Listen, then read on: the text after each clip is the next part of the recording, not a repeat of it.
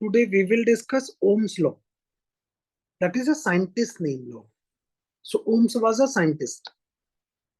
अब क्या वो लॉ दिया उन्होंने वो समझ लेते हैं. तो ओम्स ने लॉ दिया. हमने कंडक्टिंग वायर लिया. This one is a conducting wire.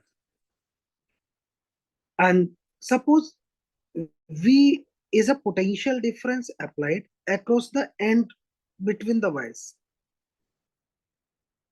अब जैसे ही हमने पोटेंशियल डिफरेंस को अप्लाइड किया वैसी suppose I current is flow through a wire. This one is a I current flow. अब उन्होंने चेकआउट किया कि जैसे जैसे हम potential difference between the free ends of a wire change करते हैं वैसे वैसे करंट चेंज होता है. तो when potential difference between a wire is increases then current is also increases. Potential difference between the free ends of a wire is decreases, then current is decreases. इसका मतलब उन्होंने चेक किया कि value of current is directly proportional to the potential difference between the free ends of a wire, but with condition.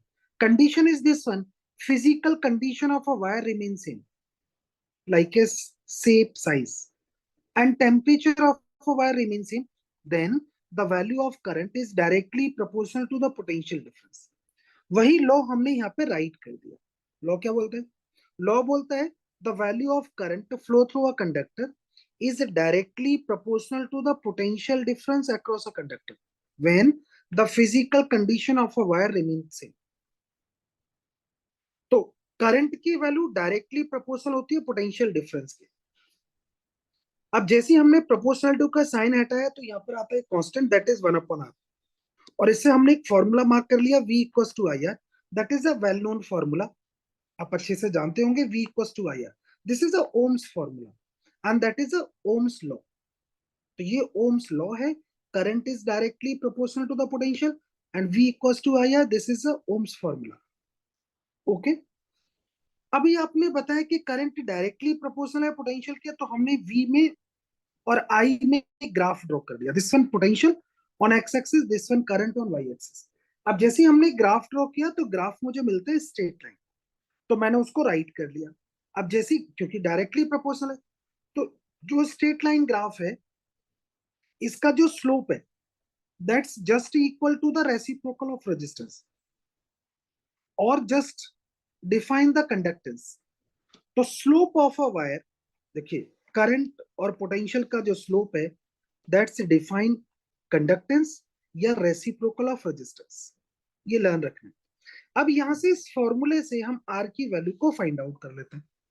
तो are क्या मिलेगा मुझे? V by I. क्या है ये? This one is electrical resistance और इसकी यूनिट क्या होती है? ओम्स. तो मार्क कर लिया this is the electrical resistance of a wire. Then अब आर की वैल्यू किस किस पे डिपेंड करती है ये देख लेते हैं. तो value of R depends on पहली चीज dimension of a conductor. That means shape and size of a conductor.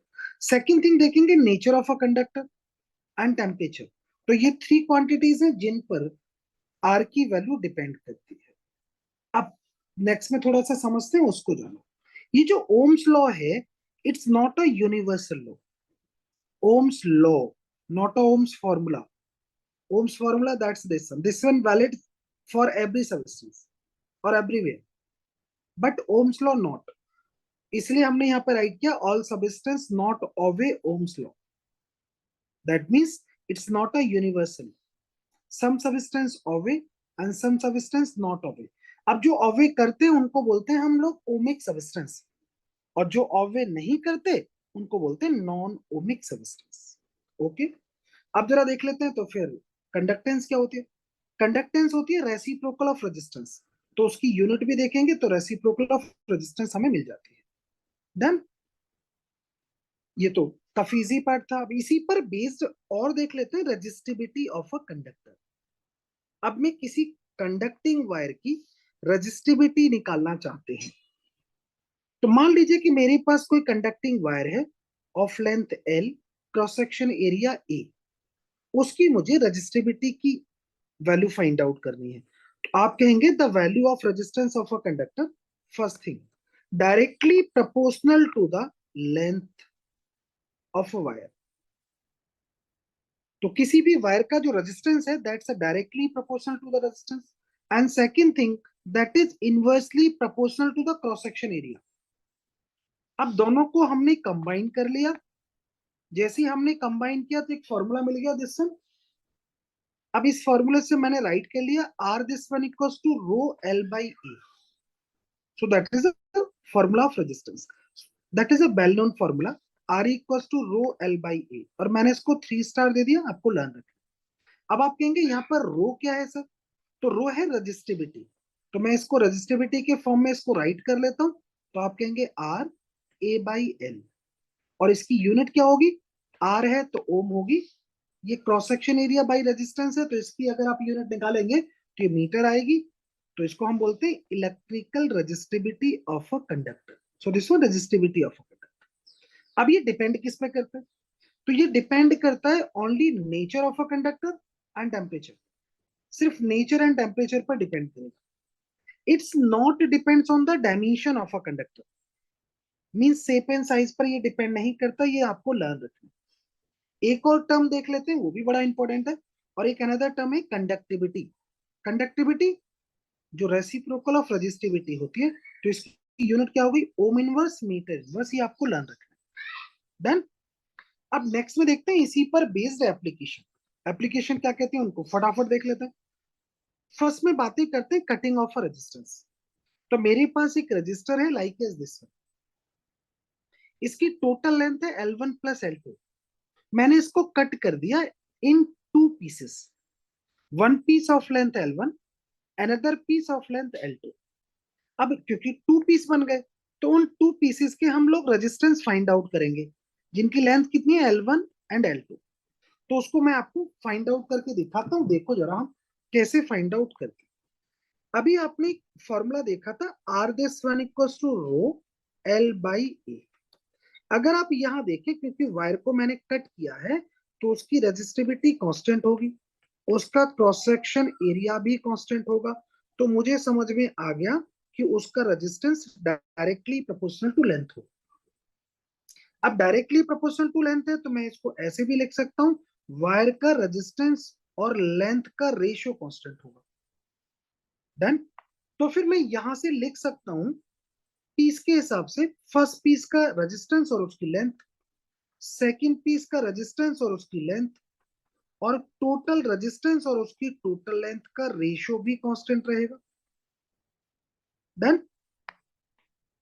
अब इसके बिहार पर आप क्या करेंगे कि जिसकी वैल्यू आपको फाइंड आउट करनी है उसकी वैल्यू फाइंड आउट कर सकते हैं। मान लो मुझे R1 निकालना है, इन दोनों को एक साथ ले लो, तो यहां से आपको R1 की वैल्यू मिल जाएगी, कितना आएगा L1 over L1 plus L2 into R। अगर आपको R2 निकालना है तो क्या करें, तो आप इन दोनों को एक साथ ले लीजिए, तो यहां से आपको R2 की वैल्यू मिल जाएगी, क्या वैल्यू मिलेगी, L2 by L1 plus L2 into R। इसका मतलब मुझे समझ में आ गया, जैसी उसकी लेंथ होगी वैसा रेजिस्टेंस होगा। अगर लार्ज लेंथ है तो रेजिस्टेंस लार्ज होगा, स्मॉल लेंथ है तो उसका स्मॉल रेजिस्टेंस होगा। डन। अब यहाँ पे थोड़ा सा वर्क कर लेते हैं। मान लो कि मेरे पास ये रेजिस्टेंस है, इस रेजिस्टेंस को मैंने 2 इक्वल पीसेस में ब्रेकअप किया। अगर मैं इसको 2 इक्वल पीस में ब्रेक करूं, तो ईच पीस का रेजिस्टेंस होगा R बाई 2 इक्वल पीसेस में करूं। अगर मैं इस रेजिस्टेंस को 3 इक्वल पीसेस में करूं, तो ईच का कितना होगा R by 3। n equal pieces में करूं तो ईच पीस का कितना होगा R बाई n। ये हमें पता चल गया। ओके। अब नेक्स्ट में देख लेते हैं, एक और इंपॉर्टेंट आर्टिकल की बातें करते हैं, और यहां पर देखते हैं sir stretching of a wire. अब मेरे पास इंपॉर्टेंट एप्लीकेशन है, क्वेश्चंस बहुत ज्यादा हमें नजर आते हैं, तो चलो उसकी बातें कर लेते हैं। आपने कहा मेरे पास में एक वायर है जिसका लेंथ है L1, cross section area A1, resistance R1 and resistivity ρ1, उसको मैंने स्ट्रेच किया। जैसे ही स्ट्रेच किया तो उसका new resistance R2, new resistivity ρ2 हो जाती है। कब, जब मैंने उसको स्ट्रेच किया up to a length L2। अगर आप देखेंगे तो यहाँ लेंथ उसकी इंक्रीज होगी अप टू एरिया A2, तो एरिया उसका डिक्रीज होगा। तो हमने राइट कर लिया कि कितना होगा। अब आप देखेंगे कि यहाँ पर क्या होने वाला है अगर मैं स्ट्रेच करता हूं तो। पहली चीज मुझे समझ में आ गई कि अगर आप उसको स्ट्रेच करेंगे तो रजिस्ट्रेबिलिटी चेंज नहीं होगी, क्योंकि रजिस्ट्रेबिलिटी नेचर पर डिपेंड करती है, स्ट्रेच करने से चेंज नहीं होगी, तो उसकी रजिस्ट्रेबिलिटी सेम रहेगी। हमने मार्क कर लिया। दूसरा और क्या रहेगा सेम, अगर आप इस वायर को स्ट्रेच करते हैं तो उसका वॉल्यूम कांस्टेंट रहेगा। आप कितना भी स्ट्रेच कर लीजिए, volume of a wire is constant. अगर वॉल्यूम कांस्टेंट है तो मैं इसको राइट कर सकता हूँ, initial volume equals to final. Initial volume कितना होगा, तो A1 L1, final A2 L2। आप यहां से उनके एरिया का रेशियो निकाल सकते हैं, तो मैंने उनका एरिया का रेशियो निकाल लिया और इक्वेशन नंबर दे दी 1। ये हम यूज करेंगे। अब आप कहते हैं सर इसके बिहा पर आप रेजिस्टेंस बताओ, तो फिर बातें करते हैं जी नाउ रेजिस्टेंस का रेशियो। तो आप रेशियो ऑफ रेजिस्टेंस देख लेते हैं। रेशियो ऑफ रेजिस्टेंस, अगर मैं रेशियो ऑफ रेजिस्टेंस लिखूं तो आप लिखेंगे R2/R1 equals to row L2/A2 row L1/A1। रो इसलिए क्योंकि रो तो सेम ही रहा है, तो सिंप्लीफाई करेंगे, रो से रो को कैंसिल आउट करो, तो वैल्यू आ जाती है मुझे A1/A2 इंटू L2/L1। डन। अब इस फॉर्मूले को हम मॉडरेट करते हैं एज पर नीड। तो मैं इस रिलेशन को लिखना चाहता हूं in terms of length, in terms of length. अगर मुझे इसको लेंथ के टर्म्स में लिखना है तो एरिया को एलिमिनेट करना है, तो आप कहेंगे जी एरिया को एलिमिनेट कर लो बाई इक्वेशन 1। तो आप इसको कैसे लिख सकते हैं, R2/R1। तो इक्वेशन नंबर 1 की हेल्प से L2 में कन्वर्ट कर लो, सो L2/L1 इंटू L2/L1। तो एक रिलेशन मेरे पास में मिल गया, that is R2/R1 equals to L2/L1 का होल स्क्वायर। अगर मैं कभी वायर को स्ट्रेच करूं तो उसके रेजिस्टेंस का रेशियो जस्ट इक्वल होता है रेशियो ऑफ लेंथ के स्क्वायर की। ये आपको लर्न रखना। डन। इससे मुझे एक आइडिया लग गया कि अगर आप वायर को स्ट्रेच करते हैं तो उसका रेजिस्टेंस डायरेक्टली प्रोपोर्शनल होता है स्क्वायर ऑफ लेंथ। आप यहां से उसको परसेंटेज में भी लिख सकते हैं। अगर आप वायर को स्ट्रेच करेंगे तो उसका जो रेजिस्टेंस है वो 2 टाइम्स इंक्रीज हो जाएगा as a percentage change in length. ये समझ में आ गया आपको? वाह। अब आप कहते हैं सर ये तो हमें समझ में आ गया, अब हम फॉर्मूला बनाना चाहते हैं इन टर्म्स ऑफ एरिया। अब मैं फॉर्मूले को इन टर्म्स ऑफ एरिया बनाना चाहता हूं, तो अगर मुझे इन टर्म्स ऑफ एरिया देखना है तो क्या करेंगे, तो लिख लेते हैं जी इन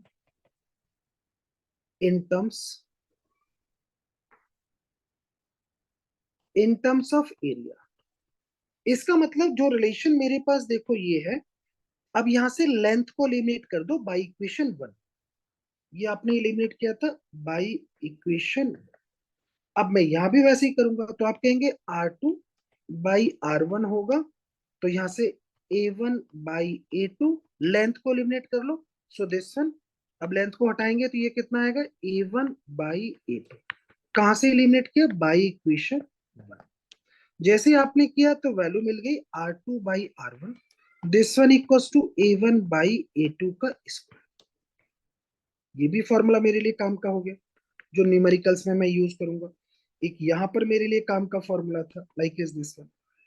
अब आप कहेंगे जी यहां से आप लिख सकते हैं कि जो उसका रेजिस्टेंस है that is inversely proportional to square of area. Inversely proportional मतलब अगर आप लेंथ को डिक्रीज करेंगे तो उसका रेजिस्टेंस इंक्रीज करेगा। अगर मैं इसको परसेंटेज में लिखना चाहूं with the help of error analysis, तो आप इसको लिख सकते हैं -2 इंटू परसेंटेज चेंज इन एरिया। ये माइनस साइन आपको ये बता रहा है कि अगर एरिया में आप डिक्रीजमेंट लाएंगे तो रेजिस्टेंस इंक्रीज करेगा, मतलब उल्टा चलेगा। डन। अब दूसरा देख लेते हैं सर। नेक्स्ट में इसी फॉर्मूले को देखना चाहते हैं in terms of radius, in terms of radius of wire. अगर आप रेडियस ऑफ वायर देखें तो आप एरिया को रेडियस में कन्वर्ट कर लो, और जो रिलेशन अभी आपने एरिया के लिए दिया है उसको रीराइट कर लो। क्या रिलेशन था? A1 बाई A2 का होल स्क्वायर। अब अगर आप यहां देखेंगे तो ये रिलेशन मुझे नजर आएगा R1 बाई R2 की पावर 4। पाई से पाई कैंसिल आउट हो गया। मैं इसको रीराइट कर देता हूं। आप कहेंगे R2 by R1, this one equals to होगा R1 बाई R2 की power 4। So like is this. Done. इसको आप लिख सकते हैं कि जो रेजिस्टेंस है वो इनवर्सली प्रोपोर्शनल होता है फोर्थ पावर ऑफ रेडियस की। इन स्ट्रेचिंग, बातें स्ट्रेचिंग की हो रही है। या फिर इसको अगर आप परसेंटेज में लिखना चाहते हैं तो हम परसेंटेज में लिखेंगे माइनस का 4 times the percentage change in radius. So like is this. Done. इन फॉर्मूलों को आप अपनी साइड से अच्छे से लर्न कर लो ताकि आप क्वेश्चंस में यूज कर पाओ। देखो, जब तक चीजें लर्न नहीं होती तब तक हम उसको क्वेश्चन में यूज नहीं कर सकते। तो पहली प्रायोरिटी होती है कि हम उसको अच्छे से लर्न कर लें। अब नेक्स्ट में देखते हैं जी कुछ अनदर इंपॉर्टेंट, उसको समझते हैं। अब क्या कहते हैं, मैंने यहाँ पर राइट किया एक अनदर एप्लीकेशन। एप्लीकेशन क्या कहती है? एप्लीकेशन कहती है जी effect of temperature on resistance and resistivity. अब हम लोग टेम्परेचर का इफेक्ट देखेंगे ऑन रेजिस्टेंस एंड रेजिस्टिविटी। तो पहले रेजिस्टिविटी को समझ लेते हैं। हमारे पास सबस्टेंस होते हैं 3 टाइप्स के। तो सबसे ज्यादा रेजिस्टिविटी किसकी होती है? तो एलॉय की। और सबसे कम किसकी होती है? तो कंडक्टर की। और मिडिल में किसकी होती है? सेमीकंडक्टर। ओके। तो मैंने यहाँ पर उसका रिलेशन राइट कर लिया क्योंकि क्वेश्चंस में हमें दिखाई देता है। अब टेम्परेचर के इफेक्ट के साथ में मैंने एक रेजिस्टेंस का फॉर्मूला लिख दिया। क्या फॉर्मूला है? RT, मतलब resistance at T°C equals to R naught resistance at 0°C bracket में 1 plus alpha del T. Same as resistivity at T°C equals to resistivity at 0°C bracket में 1 plus alpha del T. Alpha है linear expansion coefficient. या फिर हम resistance के impact को इस फॉर्मूले से भी समझ सकते हैं। फॉर्मूला क्या है? R equals to M over N E square tau L by A. Same है रजिस्टिविटी क्या बोलती है? तो M upon N E square tau. अब आप कहेंगे क्या क्या है मतलब? एम होता है मास, एन है number of charge particles per unit volume, E charge, tau relaxation time, L length, A cross section area. Done. अब देखो, इस फॉर्मूले को अगर तुम गौर से देखो तो यही फॉर्मूला है जो मुझे ये बताता है कि जो रेजिस्टेंस है, ये जो सेक्शन, ये बताता है कि रेजिस्टेंस का जो पार्ट है वो नेचर एंड टेम्परेचर पर डिपेंड करता है, जबकि जो रेस्ट वाला सेक्शन है दिस वन, ये बताता है कि ये शेप एंड साइज पर डिपेंड करता है, क्योंकि इसमें लेंथ और एरिया आ रहा है। Shape and size, shape and size पर डिपेंड करता है। जबकि यहां देखोगे तो हमें समझ में आ गया कि रेजिस्टिविटी केवल नेचर एंड टेम्परेचर पर डिपेंड करेगी, इसमें शेप और साइज की डिपेंडेंसी यूज नहीं हो रही है। तो चलो अब इसको यूज करते हैं। पहले बातें करते हैं फॉर कंडक्टर। कंडक्टर का लीनियर एक्सपेंशन कोफिशिएंट पॉजिटिव होता है। अब क्योंकि इसका लीनियर एक्सपेंशन कोफिशिएंट पॉजिटिव है तो आप कहेंगे इसके रेजिस्टेंस का फॉर्मूला क्या होगा? तो फॉर्मूला आएगा R T, this one equals to R naught 1 plus alpha del T. Same as अगर रेजिस्टिविटी देखेंगे तो resistivity at T°C rho naught 1 plus alpha del T. ये प्लस का साइन बता रहा है कि आप टेम्परेचर बढ़ाएंगे तो उसका रेजिस्टेंस एंड रेजिस्टिविटी इंक्रीज करेगा। दोनों इंक्रीज करें। अब आप कहेंगे जी इस फॉर्मूले से बताओ, अगर आप इससे देखें, ये भी मुझे क्वेश्चंस में नजर आता है, अगर आप टेम्परेचर बढ़ाते हैं तो उसका रिलैक्सेशन टाइम डिक्रीज करता है।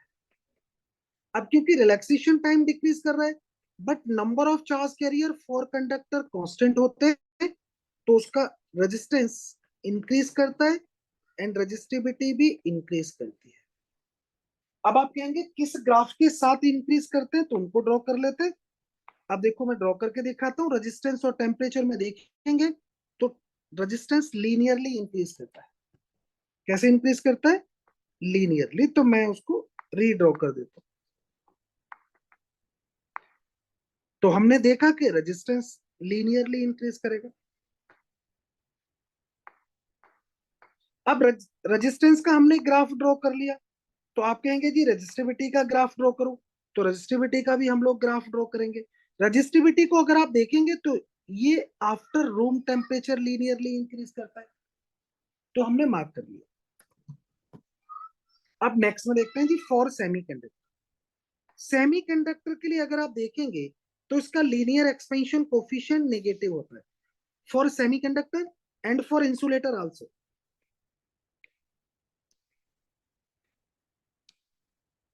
इंसुलेटर आल्सो अगर आप देखेंगे तो अब क्योंकि नेगेटिव है तो आप कहेंगे जी फॉर्मूला क्या आएगा, R T equals to R naught 1 - alpha del T, same as rho at T degree Celsius equals to rho naught 1 - alpha del T. अब आप कहेंगे क्योंकि यहाँ माइनस साइन आ रहा है तो हमें पता चल गया अगर आप टेम्परेचर इंक्रीज करेंगे तो उसका रेजिस्टेंस एंड रेजिस्टिविटी डिक्रीज करेंगे। अब आप इस फॉर्मूले के बिहार पर देखते हैं तो अगर आप टेम्परेचर की वैल्यू को इंक्रीज करते हैं तो उसका रिलैक्सेशन टाइम डिक्रीज करता है but number of charge carrier rapidly increase कर जाते हैं। That's why value of resistance and resistivity is decrease. अब आप कहेंगे कैसे डिक्रीज करेगा, तो कैसे डिक्रीज करेगा उसको समझ लेते हैं। तो यहाँ रेजिस्टेंस में देखेंगे तो रेजिस्टेंस लीनियरली डिक्रीज करता है, जबकि रेजिस्टिविटी में देखेंगे तो एक्सपोनेंशियली डिक्रीज करता है। तो ये हमें लर्न रखना है क्योंकि ये हमसे क्वेश्चंस में दिखाई देता है। अब आप कहेंगे जी नेक्स्ट पर आ जाता है। नेक्स्ट पर देखेंगे बातें करते हैं फॉर एलॉय। एलॉय के लिए देखेंगे एलॉय में कौन सा एलॉय, एलॉय में देखते हैं मैग्नीन वायर। ये बहुत ज्यादा यूज होता है सब्सटेंस हमारी लैब में। मैग्नीन वायर होता क्या है, मैग्नीन वायर होता है जो कॉपर मैग्नीशियम और निकल का कॉम्बिनेशन। इस वायर की खासियत है कि इसकी रेजिस्टिविटी वेरी हाई होती है and linear expansion coefficient zero होता है। अब क्योंकि इसका लीनियर एक्सपेंशन कोफिशिएंट जीरो है तो अगर आप टेम्परेचर में कोई चेंज करेंगे तो उसका रेजिस्टेंस और रेजिस्टिविटी सेम रहेगा। ये इसकी खासियत है। तो आप कहेंगे सर आप इसका ग्राफ अगर ड्रॉ करना चाहते हैं रेजिस्टेंस में या रेजिस्टिविटी में विद टेम्परेचर तो वैल्यू सेम रहती है। एक और एलॉय की बातें करते हैं, ये भी बहुत दिखाई देता है और वो एलॉय है निक्रोम, जो निकल और क्रोमियम का कॉम्बिनेशन है। इसकी भी खासियत है कि इसकी रेजिस्टिविटी वेरी हाई होती है और linear expansion coefficient very small, मतलब जीरो नहीं होता, होता है बट वेरी स्मॉल। तो अगर आप इसका भी रेजिस्टेंस और रेजिस्टिविटी के बीच में ग्राफ देखेंगे तो वैल्यू लीनियरली इंक्रीज करती है स्लोली, लाइक इज दिस। तो ये हमने इफेक्ट को देख लिया, आप अपनी साइड से इसको चेक कर लीजिएगा। डन। अब बातें करते हैं वैल्यू ऑफ कार्बन रेजिस्टेंस की। ये भी बड़ा इंपॉर्टेंट आर्टिकल है, बहुत ज्यादा हमें दिखाई देता है। अब निकालना चाहते हैं वैल्यू ऑफ कार्बन रेजिस्टेंस। आपने रेजिस्टेंस को देखा होगा, जो कार्बन रेजिस्टेंस होते हैं उनकी वैल्यू को डिफाइन करने के लिए कलर कोडिंग होती है, लाइक एज दिस वन। ऐसे कलरिंग के साथ में वो होते हैं, नहीं तो आप मार्केट में जाके देख सकते हो। बहुत सारी डिवाइसों में जनरली यूज होता है, जितनी भी इलेक्ट्रिकल डिवाइसें होती है सभी में रेजिस्टेंस यूज होता है। अब जब रेजिस्टेंस को देखेंगे तो उसमें कुछ कलर स्ट्रिप्स होती हैं, मिनिमम 3 और मैक्सिमम 4, कम से कम 3 ज्यादा से ज्यादा 4। अब ये 4 स्ट्रिप्स का मैंने कार्बन रेजिस्टेंस ले लिया। अब आप कहेंगे इन कलरिंग का क्या मतलब है? तो इन कलरिंग के बिहाफ पर हमने इनको नंबर दे रखा है। नंबर क्या क्या है? जैसे ब्लैक को हमने 0 दिया है, ब्राउन को 1, रेड को 2, ऑरेंज को 3, येलो को 4, ग्रीन को 5, ब्लू को 6, वायलेट को 7, ग्रे को 8, व्हाइट को 9। बस 0 से 9 तक ये हमने नंबर्स में स्प्लिट कर लिया। अब आप कहेंगे ये लर्न कैसे होगा? तो उसको लर्न करने के लिए मैंने यहाँ पर एक ट्रिक राइट कर दी। ट्रिक क्या है जी? B B Roy, Great Britain, very good wife. तो ये इस स्टेटमेंट के साथ आप इजीली लर्न कर सकते हो। इसके कैपिटल लेटर का अपना स्पेसिफिक मीनिंग है। ये फर्स्ट जो बी है that is black, second B brown, this one red, orange, yellow, this one green, blue, violet, grey, then white. सभी के नंबर्स को मैंने यहाँ पर राइट कर दिया। देखो यहाँ भी लिखे हुए नंबर। अब आप कहेंगे जी अगर ये रेजिस्टेंस ऐसे है तो उसको हम लिखेंगे कैसे वैल्यू को? तो उसको समझते हैं। मैं इस रेजिस्टेंस की वैल्यू को राइट करता हूं। अगर फर्स्ट स्टेप को देखो तो फर्स्ट डिजिट राइट कर लो। So first step means first digit, second step means second digit, third step means multiplier of 10। जो भी थर्ड स्टेप है उसको मल्टीप्लायर ऑफ 10 लगा दीजिए। Then fourth step that's define the tolerance और एरर। हमेशा जो फोर्थ स्टेप है वो उसमें टॉलरेंस बताएगी कि किस इसकी एरर कितनी है। मतलब हम कार्बन रेजिस्टेंस की वैल्यू एग्जैक्टली फाइंड नहीं कर सकते, उसमें कुछ ना कुछ एरर रहती है। तो उस एरर को डिफाइन करने के लिए फोर्थ स्टेप है। अब इस फोर्थ स्टेप को समझ लेते हैं। इसको बोलते हैं टॉलरेंस या फिर एरर। अगर आप इसको देखेंगे तो इस स्टेप कैसी कैसी हो सकती है? अगर ये फोर्थ स्टेप गोल्ड है that means it has a 5% error. अगर फोर्थ स्टेप सिल्वर है इट हैज अ 10% एरर। अगर फोर्थ स्टेप में कोई कलर नहीं है, स्टेप ही नहीं है, that mean it has a 20% error. Done. तो चलो मैं आपको इसकी वैल्यू को फाइंड आउट करके दिखाता हूं। अब आप कहेंगे कि जी इनकी वैल्यू को लिखो। तो देखो जरा फर्स्ट स्टेप कैसी है। तो फर्स्ट स्टेप है ऑरेंज। ऑरेंज का नंबर देख लो। आप कहोगे जी ऑरेंज किस पर आती है? 3 पर, तो मैंने यहाँ पे लिख दिया 3। सेकंड स्टेप कैसी है? ग्रीन। तो green that is 5। Third step कैसी है? रेड।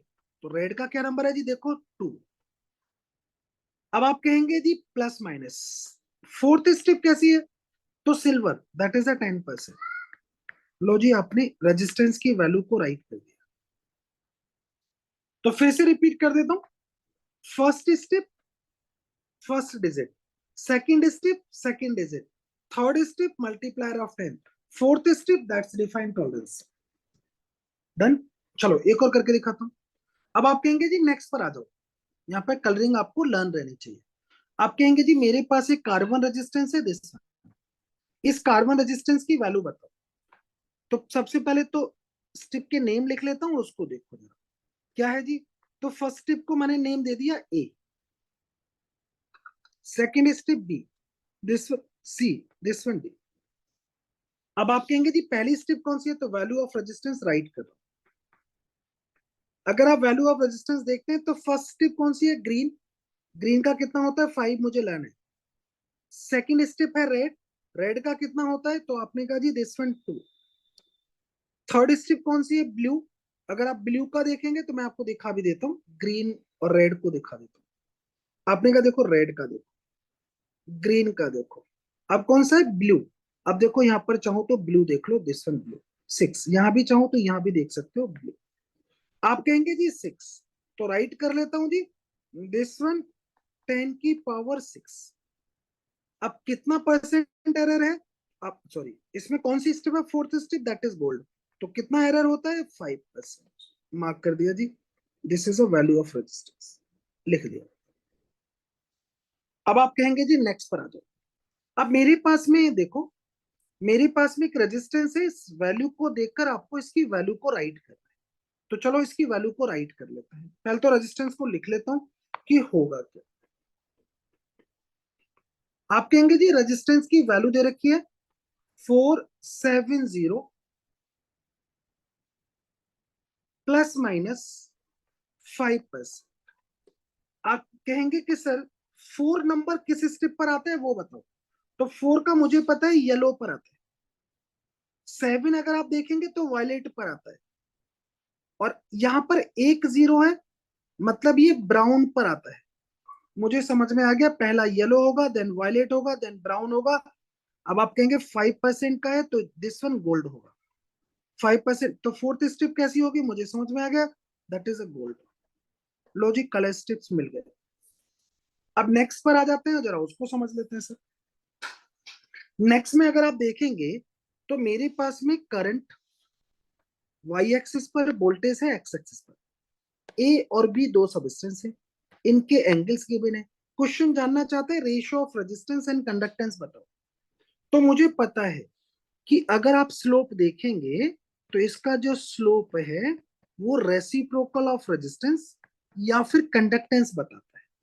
तो आप कहेंगे जी, अगर मैं इसको सॉल्व करूं तो आप कहेंगे जी रेशियो ऑफ रेजिस्टेंस निकाल लो सर, ए सबस्टेंस का और बी का। तो आप कहेंगे जी ये रेसिप्रोकल ऑफ स्लोप होगा, तो स्लोप का उल्टा कर दो, तो सेकंड का एंगल मतलब बी का टू द फर्स्ट का, क्योंकि जो स्लोप होता है वो टेन थीटा होता है। आप कहेंगे जी टेन थीटा की वैल्यू लगा दो, तो सेकंड के लिए कितनी आएगी, so this one is 60 degree. आप कहेंगे जी 60, then this one is 30। Tan 60 की वैल्यू बता दो, so this one √3, that is 30 की √3, 1/√3, सो दैट इज 3/1।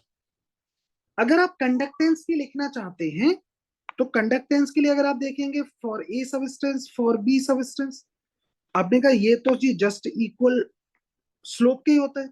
आप यहाँ पे लिखते tan theta one two the tan theta two, tan theta one that is 1030, this one 1060, 1030 की value 1/√3, this one 1060 √3, that is 1/3। आप चाहो तो डायरेक्ट भी लिख सकते थे रेसिप्रोकल ऑफ रेजिस्टेंस, तो भी आप लिख सकते हो। नेक्स्ट पर आते हैं।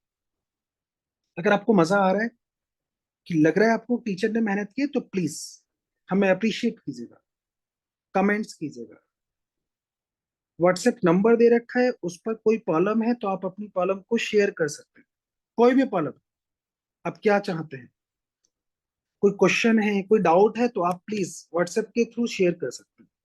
लेकिन अगर आपको लगता है कि टीचर ने मेहनत की, तो लाइक, सब्सक्राइब और कमेंट्स जरूर कीजिएगा। It's your moral duty. चलो, तो फिर अब नेक्स्ट की बातें करते हैं। मेरे पास एक रेजिस्टेंस है जिसको मैंने स्प्लिट किया इन रेशियो 2:3। क्वेश्चन जानना चाहता है कि उसकी वैल्यू बताइएगा ईच ईच पीस की। तो आप कहेंगे फर्स्ट पीस का कितना होगा, तो मैं यहाँ पर लिखूंगा L1, अभी बता चुका हूँ, L1 + L2 इंटू R। आप कहेंगे L1 रेशियो कितना है 2, दिस वन 2 + 3 इंटू R, तो ये वैल्यू आ गई 2/5 इंटू R। सेम एज अगर सेकंड पीस का देखेंगे तो आप लिखेंगे L2, L1 + L2 into R, so that is 3 this one into R, so that is 3/5 into। अब नेक्स्ट क्वेश्चन पर आ जाते हैं और उसको देख लेते हैं जी। अब क्वेश्चन क्या कहता है मेरा, क्वेश्चन कहता है कि मेरे पास कोई वायर है जिसका resistance this one, resistivity this one है, is stressed up to a double of the length, half of the area, 1/4 of the radius, then new resistance और रेजिस्टिविटी बताओ। मुझे समझ में आ गया, क्या समझ में आ गया जी, रेजिस्टिविटी डायमेंशन चेंज करने से चेंज नहीं होती, तो रेजिस्टिविटी तो सेम ही रहेगी, उसकी न्यू रेजिस्टिविटी सेम होगी एज प्रीवियस, बट उसका न्यू रेजिस्टेंस चेंज हो जाएगा। तो अगर आप रेजिस्टेंस देखना चाहें तो पहले की बात ही करते हैं। आपने किया क्या है, स्ट्रेच किया है। अगर आपने स्ट्रेच किया है तो उसका न्यू रेजिस्टेंस डायरेक्टली प्रोपोर्शनल होगा स्क्वायर ऑफ लेंथ के। अगर ये स्क्वायर ऑफ लेंथ पर होगा तो आप इसको लिख सकते हैं R2/R1, this one equals to L2/L1 का स्क्वायर। L2 कितना किया आपने, डबल लेंथ की है एज कंपेयर टू प्रीवियस, आपको समझ में आ गया 4 हो गया, तो न्यू जो रेजिस्टेंस आपको मिलेगा that is 4 times of the previous. अगर आप एरिया के साथ देखना चाहते हैं तो आप बता चुके हैं रेजिस्टेंस इनवर्सली प्रोपोर्शनल होता है स्क्वायर ऑफ एरिया। अगर आप यहाँ फॉर्मूला देखेंगे तो R2/R1 मिलेगा, और आप अगर इस डिपेंडेंसी को देखें तो ये वैल्यू मिलेगी A1/A2 का स्क्वायर। अब क्योंकि एरिया आपने हाफ किया है तो वैल्यू लगा दो, ये भी 4 आएगा, मतलब न्यू रेजिस्टेंस यहां पर देखेंगे तो ये 4 टाइम्स ऑफ द प्रीवियस मिलेगा। आप कहते हैं कि सर रेजिस्टेंस के साथ देखना चाहते हैं, सॉरी रेजिस्टेंस को रेडियस के साथ देखना चाहते हैं, तो आपने कहा था रेजिस्टेंस इनवर्सली प्रोपोर्शनल होता है रेडियस की पावर 4। तो अगर आप रेडियस के साथ में रिलेशन देखेंगे तो आप लिखेंगे R2/R1, दिस वन R1/R2 की पावर 4। आप कह रहे हो रेडियस कितना किया है, 1/4, तो ये वैल्यू आ गई सर 4 की power 4, so that is 256। Done. आप यहां पर लिख सकते हैं R2 equals to 256 times of R। जबकि आप रजिस्टिविटी न्यू बता चुके हैं, ये सेम ही रहेगी, इसमें कोई चेंज नहीं होगा। ये बात समझ में आ गई आपको? चलो, तो अगर आपको ये समझ में आ गया तो नेक्स्ट क्वेश्चन हम फिर से करेंगे। पहले अपनी साइड से अच्छे से देख लो, चेक कर लो, फिर भी कोई प्रॉब्लम है तो आप मुझे व्हाट्सएप करके कमेंट्स करके बताइएगा। ये आपकी मोरल ड्यूटी है, क्योंकि हमें भी मोटिवेशन चाहिए सेम एज यू। अगर आप चाहते हैं कि आपके लिए कोई वर्क करे तो आपको भी बनता है कि आप भी किसी के लिए कुछ वर्क करें। So thank you. और नेक्स्ट क्वेश्चन सॉल्व करते हैं, लाइक इज दिस।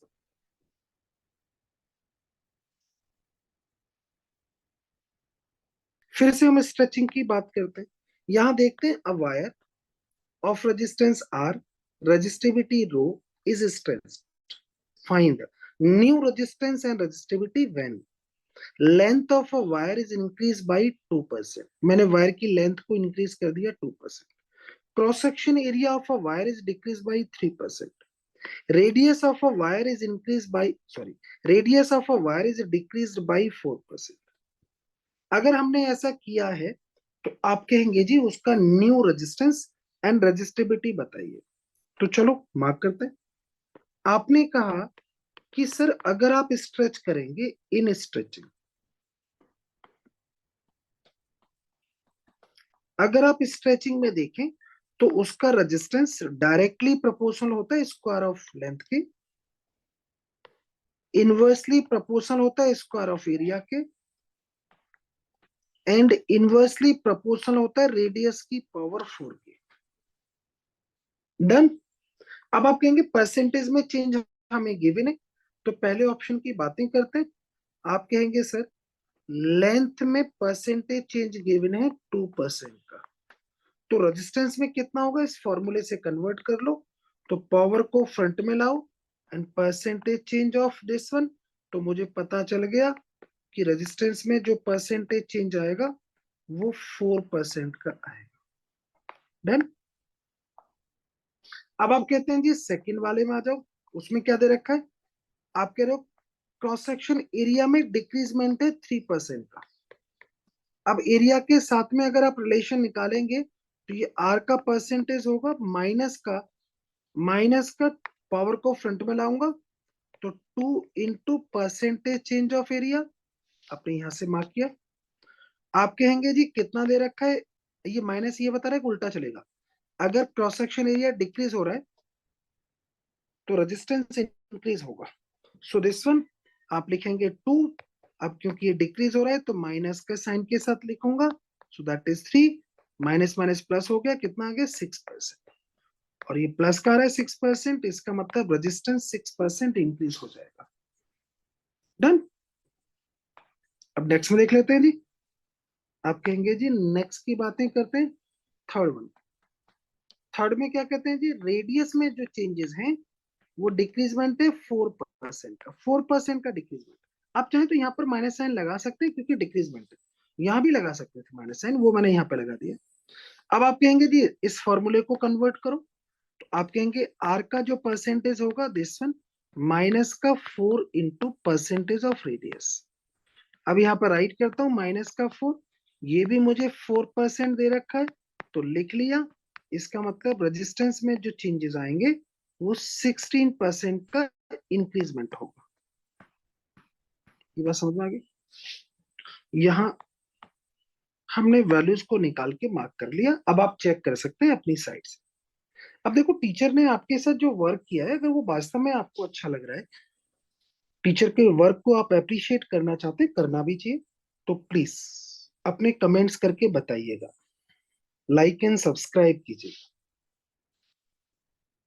अगर आपको कुछ अच्छा लगा है। तो जो भी आपके मन में है, कोई डाउट है, कोई क्वेरी है, तो आप मुझे बता सकते हैं।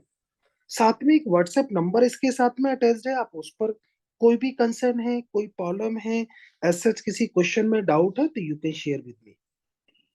I am you for you, always I am with you for any kind of support, for any type of support. Okay, तो अब एक अनदर क्वेश्चन पर आते हैं, और ये भी कुछ डिफरेंट क्वेश्चन, उसको जरा समझ लेते हैं। जो क्वेश्चंस हमें बहुत ज्यादा नजर आते हैं, ये उन्हीं क्वेश्चंस का पार्ट होता है, डिफरेंट डिफरेंट वे में। उसी को मैंने आपके सामने रखा है कि ताकि आप कुछ नया सीखें। और यहाँ पे मार्क कर लेते हैं, a conducting wire of length L, cross section area A, has a resistance R, resistivity rho, conductance C, conductivity sigma. If length of a wire is double, cross section area is half, then देखिए, length को double कर रहा हूं, cross section area को half कर रहा हूं, then new resistance, new resistivity, new conductivity and new conductance मुझे चाहिए। This one conduct new conductance, this one new resistivity will be. बड़े पहले तो छोटी छोटी चीजों को देख लेते हैं कि जो आपने यहाँ चेंजेस किए हैं। आपने क्या चेंज किया है? आपने सिर्फ लेंथ को डबल कर दिया, क्रॉस सेक्शन एरिया को हाफ कर दिया। अगर मैं डायमेंशन को चेंज कर रहा हूं, तो मुझे समझ में आ गया कि उसकी resistivity and conductivity not depends on dimension. इसका मतलब मुझे समझ में आ गया कि उसका रो डैश सेम होगा, उसका सिग्मा डैश सेम होगा, ये डायमेंशन पर डिपेंड नहीं करेंगे। तो ये वैल्यू तो सेम होगी, इसको निकालने की जरूरत नहीं। अब क्या क्या बदलेगा? तो यहाँ पर दो चीजें हैं जो डिपेंड करती हैं। क्या क्या डिपेंड करती है? एक डिपेंड करता है रेजिस्टेंस, ये डिपेंड करता है। दूसरा डिपेंड करता है कंडक्टेंस, ये दोनों डिपेंड करता है डायमेंशन। इसका मतलब ये दोनों चेंज होंगे। तो पहले रेजिस्टेंस निकाल लेते हैं, और रेजिस्टेंस रेसिप्रोकल ऑफ कंडक्टेंस है, तो उसका रिवर्स हम लिख लेंगे। तो आपने कहा जी कैसे निकालेंगे? तो अभी आपने कहा था फॉर्मूला होता है R this one equal to rho L by A. तो मैं यहाँ पर लिख सकता हूं R dash upon R equals to rho, तो सेम ही रहेगा, this one L dash upon A dash, this one rho L by A. तो यहां से आप रो से रो को कैंसिल आउट करो, आप एक रिलेशन बना सकते हैं L dash by L, this one A by A dash, चलेगा। अब यहाँ पे मार्क कर लेता हूं। आप कहेंगे नई लेंथ कितनी है एज पर क्वेश्चन? तो नई लेंथ डबल की है आपने, सो दिस वन इज 2। आपने कहा एरिया को आपने क्या किया है जी? हाफ किया है। तो मुझे समझ में आ गया, न्यू रेजिस्टेंस 4 टाइम्स हो जाएगा। तो आप कहेंगे जी आर डैश की जो वैल्यू आएगी वो 4 टाइम्स होगी of the previous, same as. तो फिर मैं कह सकता हूं जो न्यू कंडक्टेंस होगी वो 1/4 टाइम्स होगी of the previous, because they are reciprocal. ये बात समझ में आ गई? तो हमने डायरेक्टली वैल्यू को राइट कर लिया। अब आप कहेंगे जी एक अनदर क्वेश्चन की तरफ चलते हैं और उसको समझते हैं। नेक्स्ट क्वेश्चन मेरा क्या कहता है? नेक्स्ट क्वेश्चन मेरा कहता है मास ऑफ 3 वायर। ये बड़ा इंपॉर्टेंट क्वेश्चन है, बहुत ज्यादा नजर आता है। क्या कहता है क्वेश्चन, उसको समझो।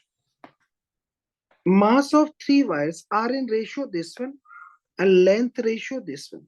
Then find ratio of their electrical resistance, ratio of their electrical conductance, ratio of their electrical resistivity, ratio of their electrical conductivity.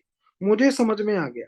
आप सबस्टेंस का नेचर नहीं बदला है, सबस्टेंस का नेचर सेम है, उसका टेम्परेचर सेम है, तो फिर इन दोनों का रेशियो चेंज नहीं होगा, सेम रहेगा. सेम रहेगा मतलब मुझे समझ में आ गया कि रेशियो वन ही रहेगा.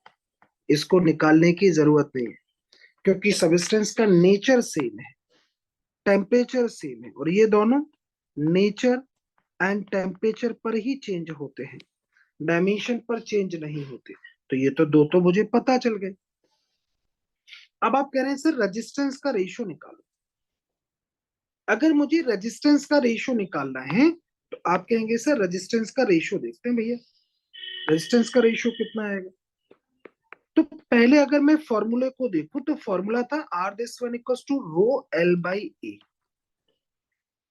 डन. जबकि मुझे गिवन क्या है, मास का रेशियो गिवन है. क्या गिवन है जी, मास का रेशियो गिवन. कितना दे रखा मास का रेशियो, 1:3:5. और क्या गिवन है, लेंथ का रेशियो गिवन है.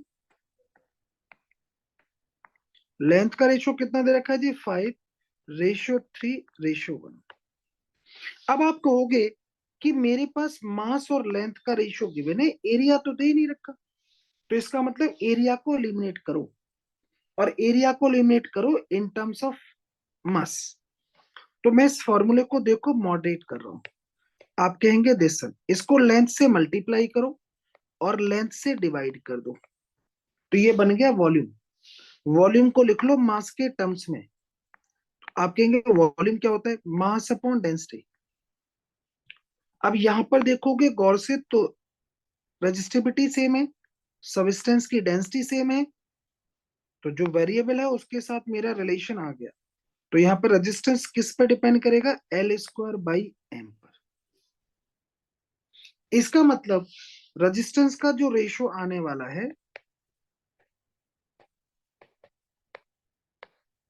वो क्या होगा भैया, एल स्क्वायर बाई L1 का square by M1 ratio, L2 का स्क्वायर बाई M2, L3 का स्क्वायर बाई M3. कह सकता हूं क्या. अब L1 कितना दे रखा है उसको देखो, सो दैट इज 5, तो मतलब वैल्यू बनेगी 25. M1 कितना दे रखा है, M1 है दिस वन. दूसरा देखो जी, यहां देखेंगे तो L2 कितना है जी, L2 3, so that is 9. M2 कितना है, दिस वन आल्सो 3. यहां देखेंगे L3 कितना है, दैट इज 1. और मास कितना दे रखा है, दैट इज 5. तो वैल्यू आ गई दिस वन.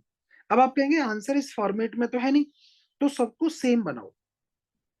सबको क्या करें, सेम बनाते हैं.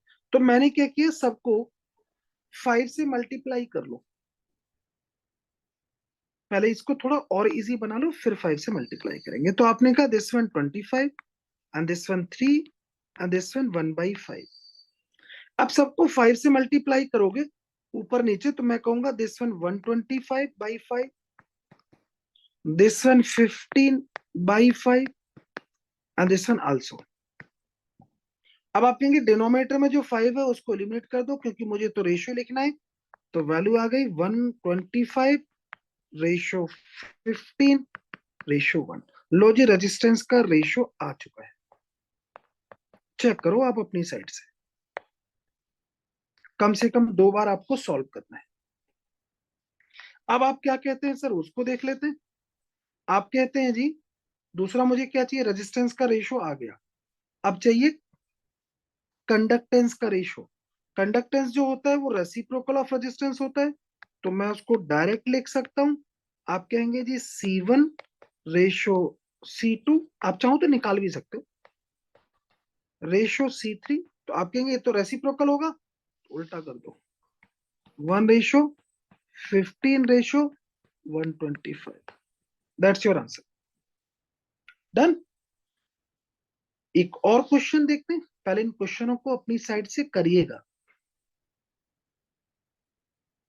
नेक्स्ट में देखते हैं जी एक अनदर क्वेश्चन को। अनदर क्वेश्चन क्या कहता है उसको जानते हैं। क्वेश्चन कहता है sir, a wire of same dimension but resistivity and conductivity are this one, so rho 1 sigma 1 rho 2 sigma 2 respectively। Dimension उसके सेम है, डायमेंशन सेम है मतलब लेंथ और area same. Find the equivalent resistivity and conductivity when they are connected in series and parallel. अब आप कहेंगे sir अभी series और पैरेलल तो आपने डिस्कस ही नहीं किया, तो कोई बात नहीं, 10th क्लास में हम बेसिक सीरीज और पैरेलल जानते हैं, तो उनकी रेजिस्टिविटी और कंडक्टिविटी देखना चाहते हैं आफ्टर कनेक्टिंग। जबकि कितनी थी, फर्स्ट की कितनी थी, this one rho 1 and sigma 1, this one rho 2 and sigma 2। अब देखो हम कैसे निकालते हैं, पहले निकाल लेते हैं जी रेजिस्टिविटी। कब निकाल रहे हैं, जब हमने सीरीज में कनेक्ट किया तब। तो यहां पर लिख लेता हूं इन सीरीज। अब अगर आप सीरीज की बातें करेंगे तो पहले रेजिस्टेंस को सीरीज में लिख लो। तो सीरीज में रेजिस्टेंस कितना होता था, R1 प्लस R2, ये आर इक्वलेंट ऐसे लिखते थे आप। अब आर को जब मैं लिखूंगा तो आर को लिखूंगा जी rho L equivalent upon area equivalent, क्योंकि इक्वलेंट का लिख रहा हूं।